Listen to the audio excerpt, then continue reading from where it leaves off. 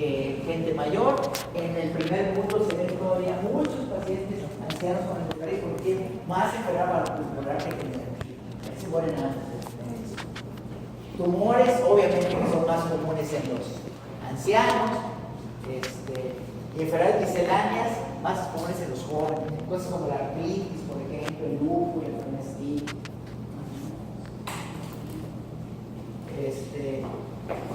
Y bueno, ¿qué podemos esperar?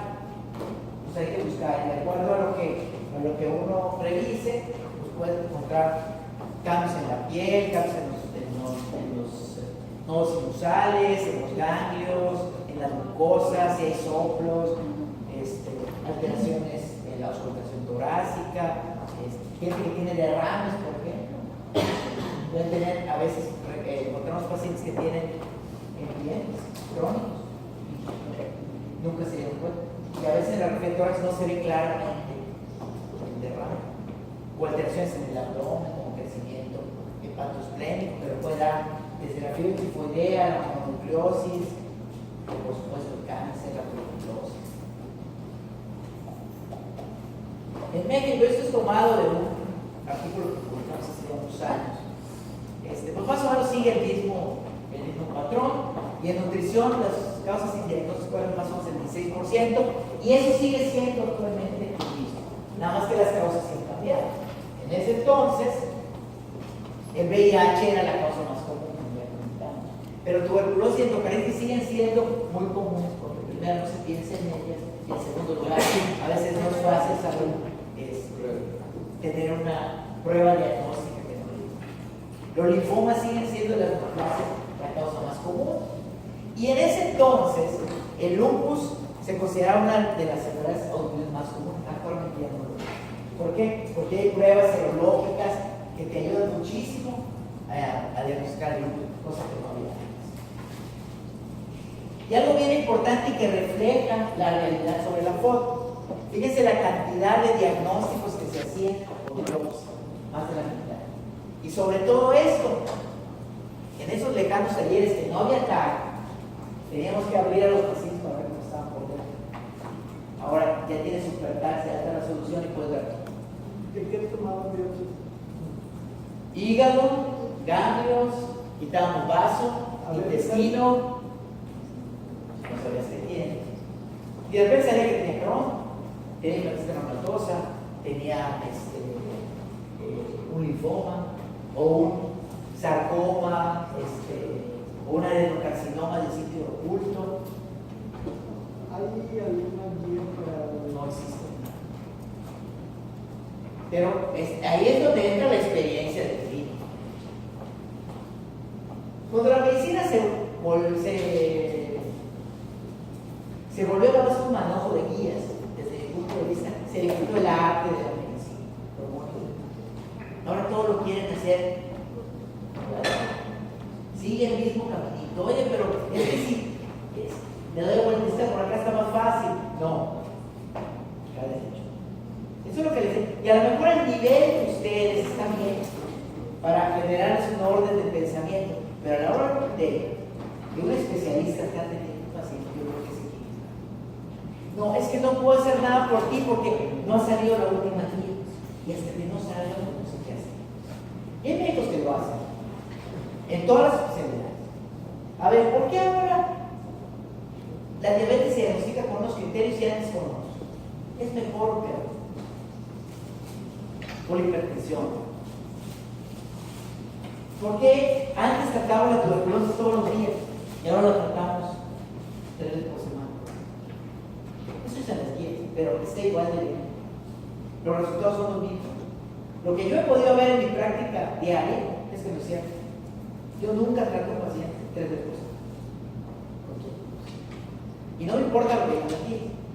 Yo veo por el paciente. Y los pacientes que yo he tratado en el medio privado, con tratamiento todos los días, jamás han tenido problemas de toxicidad y todos. Y los que yo veo que tratan los epidemiólogos o los neumólogos en las instituciones, todos fallan. Pero bueno, las guías como las hago yo, las hacen los que manejan el dinero, que quieren ahorrarse 4 dosis. Entonces, bueno, después de todo este rollo, ¿verdad? Y está la doctora de Klein en Holanda que hizo todo ese manojo de, o ese algoritmo de manejo o de estudio de la FOD. Vean cuántos se quedaron sin diagnóstico: 50%. O sea, el hacerlo protocolizado sin ver pacientes, sin individualizar, no siempre. Entonces, ¿cuáles son las causas de FOD? Eso se lo puedo preguntar en el examen. La número 1 es tuberculosis. También hay abscesos de los viejitos, endocarditis, por eso hay que auscultar a los pacientes, ver si tienen otros. Infecciones urinarias complicadas, particularmente en los diabéticos, en los pacientes ancianos que tienen reflujo, enfermedades en algunas latitudes del planeta, enfermedades tropicales de viajeros, particularmente la malaria, y en alguna pequeño núcleo de pacientes, sobre todo niños con problemas de inmunodeficiencia, la carencia diseminada puede ser. Hidradoplastia, el linfoma es la causa más común, la leucemia leucémica puede serlo también, algunos carcinomas, el carcinoma renal es uno de los grandes simuladores que puede dar como único síntoma de fiebre. Y algunas otras como las que ven ahí, la PAN, la posición oral contra los viejitos, la STIL, la poliomielia reumática, todas esas enfermedades que casi siempre son por descarga. Y hay muchísimas más. Y recordar algo bien importante: las medicinas también causan fiebre. Si yo tengo un paciente que no se le quita la fiebre, pero está estable, ¿por qué fregado le sigo dando antibióticos? De todas maneras, ni siquiera se le quita la fiebre ni cambia nada. Entonces, recordar que cosas como la anfotericina, las penicilinas, cefalosporinas, sulfonamida, rifampicina, isoniazida, clindamatrol, ilbanco, todo da fiebre. El primer paso que yo tengo que seguir cuando estoy estudiando con fiebres es quitarlos. Pero aparte, de repente me sorprende cuando internan a un paciente para estudio de fiebre y lo primero que hacen es sumar el rosafino. Entonces, ¿qué estamos haciendo? Pero si no sabes, si hay un paciente que tiene fiebre, llega al hospital porque tiene fiebre. Estudiando. Si está estable y está séptico, obviamente no vas a hacer eso. O sea, hay de fiebres a fiebres. Pero un paciente que tiene 3 o 4 semanas, 6 meses con fiebre, ¿qué más da? De repente el médico se pone así: es que ¿cómo le voy a dar cantidad? Entonces, no le pasa nada. Con o sin antibióticos está igual. Y muchas veces, en pediatría me ha tocado que después de mucho discutir con los pediatras, le quitamos los antibióticos y mágicamente se acaba. Entonces, hay que recordar eso. Y bueno, más o menos 25-30% de los casos se pueden quedar sin diagnóstico. La mayor parte de las veces el problema se resuelve espontáneamente, nunca es de una baja mortalidad. Y los pocos casos que se mantienen, tarde o temprano aparece el riesgo. Y normalmente es en casa. Entonces, lo que tenemos de problemas aquí es que el paciente se presenta tarde, ya pasó por muchos médicos, no tenemos tantos estudios, hablamos la semana pasada del PCR. ¿Cómo puedo llegar al diagnóstico de que un paciente tiene una infección viral X? No lo tengo. Hay infecciones por bacterias difíciles de aislar que no tengo problemas. Entonces, este es un caso. Es un hombre de 78 años que me tocó ver, paciente con Parkinson, no hablaba, no comía, solo estaba ahí. Y tenía una traqueostomía porque le daban neumonías por respiración de manera recurrente. Entonces me piden que lo vea porque seguía con fiebre a pasar de los antibióticos. Entonces el paciente estaba estable y lo primero que hicimos fue buscar y ver si esa era la causa. Sin embargo, el paciente, aunque mejoró, siguió con algo de febrícula, el médico se aburrió de él y lo mandó a su casa. pero lo regresa meses después, o semanas después, porque se le tapó la traqueostomía, y ya ingresando ahí se da cuenta que, como seguramente había estado en el asilo, seguía con fiebre todos los días. Entonces empezamos a estudiarlo otra vez, se le hacen cultivos de todo, incluyendo el cultivo de sección bronquial que nunca puede faltar y que nunca dice nada. Pero le sale pseudoma y pues de algo tenías que ver. Entonces, a pesar de tener una radiografía torácica normal, se decide darle antibióticos porque no estábamos convencidos de que no tuviera infección. Sobre todo este marcador elevado. Posiblemente no quería decir nada, pero no tenía uno la tranquilidad de decir no es infeccioso porque la PCR, como les dije, sirve para quitar antibióticos, no para ponerlos. Pero si está elevado y el paciente tiene meses con fiebre, como que no parecería confirmatorio. Total, se toman el cultivo, surocultivo. El tratamiento empírico para la pseudomonas le hace lo que viento a Juárez, no sirve absolutamente de nada. Pensando en que pudiera tener algo más, quien espera de un miocardio, puede tener endocarditis, el paciente también tenía un plantel de larga estancia, le damos vancomicina, que tampoco le hace nada, y finalmente se le hace una tomografía de senos paranasales, pensando que a lo mejor muchos pacientes que están postrados pueden tener sinusitis. Entonces, eso es lo que encontramos en la tomografía, y pueden ver que tiene un nivel, pues tiene sinusitis, que venga el otorrino. Sin embargo, revisando ya más juiciosamente la tomografía, ves que no es una colección, sino es un pólipo, no era correcto. Pero, afortunadamente para el señor, estando en este dilema de si venía el otorrino o no venía el otorrino, empieza a tener extensión abdominal, empieza a tener mucho residuo a través de la gastrostomía. Y a pesar de que nunca se quejó de dolor, que nunca hubo leucocitosis, que estaba como los bebés comiendo, copiando, limpiando, sin ningún problema. Y eso había sido por meses. Empieza a tener esos cambios. Entonces le pedimos una tomografía de abdomen. Le hacen la tomografía y pueden ver la enorme vesícula que tiene ahí. Pero comenta el radiólogo, oye, pues yo lo veo aquí como que deshilachado y tal vez pudiera tener ahí inflamación. Entonces parece un hidrocolisis, que también, que digo, tampoco explicaba la fiebre. Pero sin embargo, llegó el cirujano, tenía seguro gastos médicos, pues me echó la vesícula. A la hora de abrir, no era un hidrocolisis. El señor tenía perforada la vesícula. Tenía penetrada la vesícula del páncreas y tenía un absceso en esa área. Le quitaron la vesícula, le quitaron el absceso, pusieron drenaje, pusieron antibióticos, se quitó todo. ¿Desde cuándo tenía el absceso? Seguramente tenía meses. Pero como el señor no se quejaba de nada, como no tenía leucocitosis, pasaba por muchas cosas. Esa es la dificultad, y es un caso clásico de una fiebre de origen desconocido. Entonces, ¿qué hago con un paciente que tiene foco? En realidad, como ya les comentaba, no es conveniente dar antibióticos, porque si algo cambia, ¿es por enfermedad o es por lo que ya no tiene fiebre? A ver, ¿será por el antibiótico o será porque se le va a quitar el cualquier? Y genera algo que es muy peligroso, una falsa seguridad.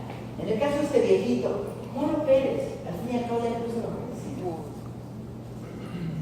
¿Qué hubiera pasado con él? Ya recuperado de la muerte. Y ni nosotros se enteramos que tenía un absceso, en realidad. Entonces, no íbamos a saber del paciente sí o no.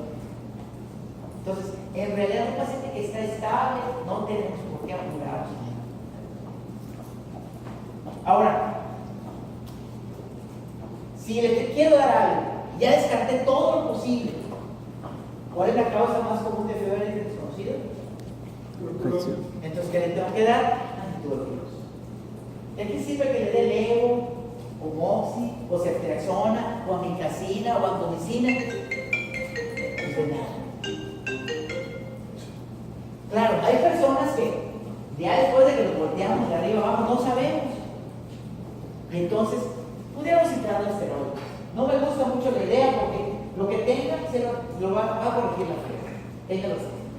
Pero no voy a hacer. Y sobre todo, recordar que un paciente que esté estable no hay ninguna curva. Pero si le tiene que dar algo, yo le daría y es lo que hago. Claro, un paciente que está grave, como el que comentaba el compañero, ¿verdad? Que está chocado, ¿verdad? Que tiene púrpura, ¿verdad? Que tiene escalofríos, que tiene cuadro de bacteremia, que es un recién nacido, es un viejito, tiene neutropenia, o le quitaban el vaso, o le pusieron algunos de esos nuevos anticuerpos monoclonales, porque tenía lupus, o artritis, o psoriasis. Bueno, nosotros. ¿Cómo es el paciente con VIH? El paciente con VIH, igual, hay que revisarlo bien y ver si la fiebre es causada por el mismo VIH o por una complicación del VIH. Recordar que más del 80% de los pacientes que tienen una enfermedad no controlada, pues la causa va a ser el VIH. Pero los que tienen una enfermedad controlada, la causa más común, igual que en la clásica, va a ser la causa.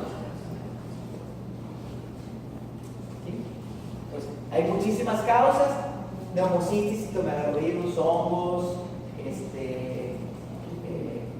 neoplasias, incluso los mismos medicamentos son para el VIH que pudieran causar, que es algo más complicado de diagnosticar porque el resistirnos a quitarle las medicinas para ver qué pasa, tampoco es una opinión sencilla, como vamos a ver cuando hablamos de VIH. ¿Qué es DMAC? ¿Qué cosa? ¿Qué es DMAC? Enfermedad diseminada por MAC, difteria un avión intercelular. ¿Qué nos puede ayudar muchísimo en el VIH? ¿Cómo están los CD4? Una persona que tiene más de 500 CD4 tiene una inmunidad básicamente normal. Entonces vamos a esperar que tenga infecciones bacterianas normales, que tenga herpes zóster, micosis profundas, tuberculosis. Alguien que esté entre 500 y 200, pensamos más en caposa, más las de arriba. Alguien que tiene menos de 200, ya pensamos en neumocistis.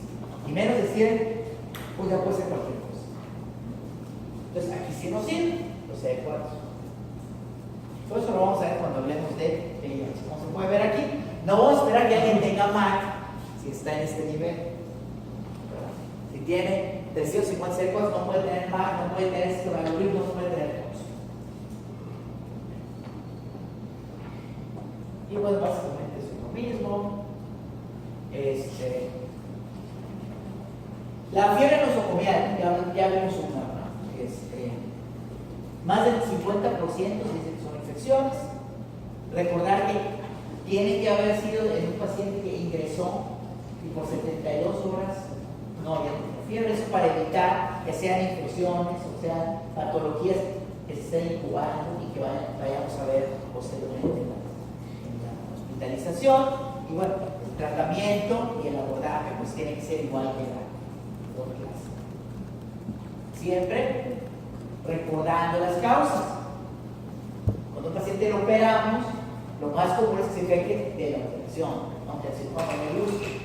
Por supuesto que puede tener infecciones urinarias, respiratorias, pero lo primero que se me viene a la mente cuando un paciente que operaron tiene fiebre, pues es que se ha operado. Un paciente crítico puede tener sinusitis, puede tener neumonía, puede tener fiebre por drogas. Un paciente neurológico puede tener hipertermia, fiebre central.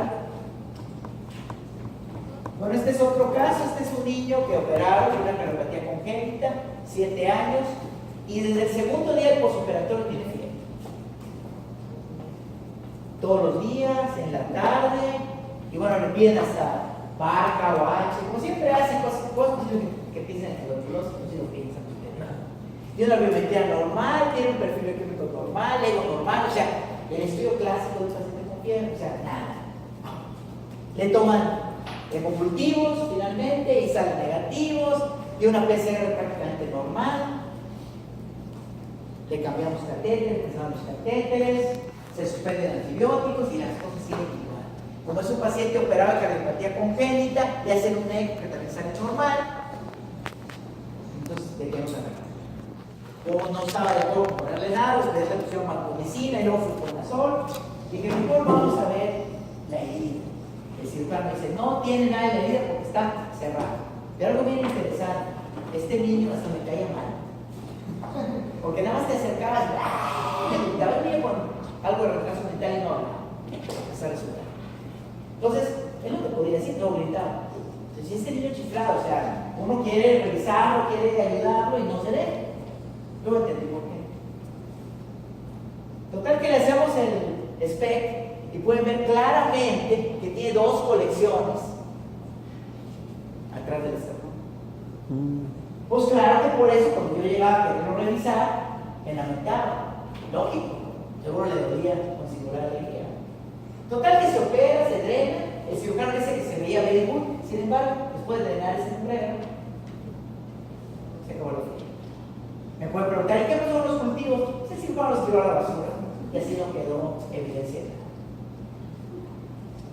Entonces, la fiebre del paciente hospitalizado, particularmente el crítico, puede ser multifactorial.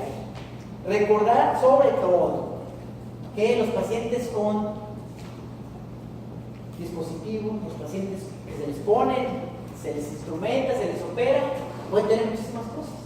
Desde fiebre por trompas, tromboembolia, flebitis, pancreatitis, colecistitis, un infarto al miocardio. O sea, no todo lo que brilla es oro y toda la fiebre es infecciosa. Y bueno, ya para terminar, hablando de los inmunosuprimidos que no tienen VIH, los que más nos preocupan son aquellos que tienen fiebre y neutropenia, que cada vez son más.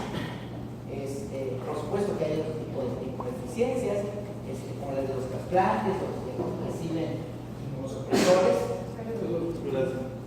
Son pacientes de muchísimo riesgo, particularmente los neutropénicos. No hay inmunodeficiencia más severa que la neutropenia. Eso te mata en cuestión de días o horas. Es de alto riesgo, particularmente la que se relaciona con gram negativos, y por eso, en este caso, no la podemos jugar. Alguien que tiene neutropenia grave, que se define como A menos de 20. menos de 500. No, 1500 son un chorro.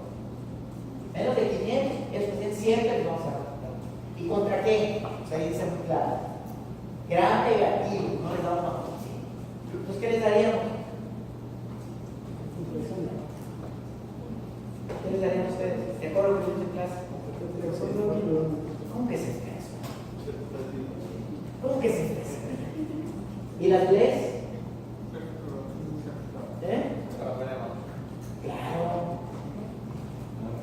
Entonces pueden tener fiebre porque tengan mucositis, porque tengan problemas digestivos, neumonías, bacterias, por los catéteres, infecciones urinarias, en ese orden. Lo más común es que tengan problemas en la mucosa, ya sea la mucosa oral o la mucosa rectal. Eso hay que revisar a los pacientes.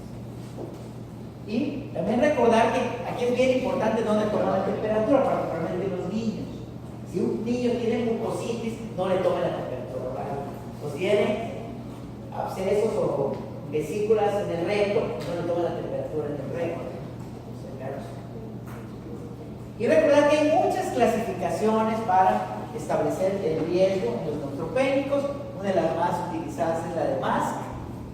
Y recordar que los que se mueren son los que piden gram negativos. Entonces, insistir muchísimo en el tratamiento empírico para la fiebre neutropenia en esta región debería ser tratado.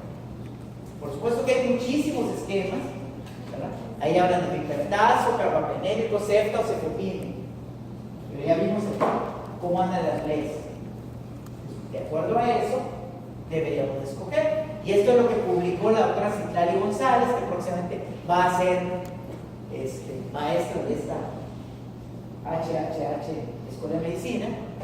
Ella estudió como su tesis de medicina interna 40 episodios consecutivos de fiebre y neutropenia. Encontró que 4 de cada 10 tuvieron bacteremia documentada y vean, el 90% casi fueron E. coli. Y vean la producción de Blaise, 40% producían Blaise y 100% resistentes a quinolonas. Entonces le dan ciclo. Le dan sed. Quieren que se muera, le cae mal el paciente. Pero si no le tiene que dar peor. Y eso es lo que voy a preguntar en el examen. Bueno, ya está ahí, le paramos. Quiero poner algunos datos de los pacientes de cardíaco, pero ya se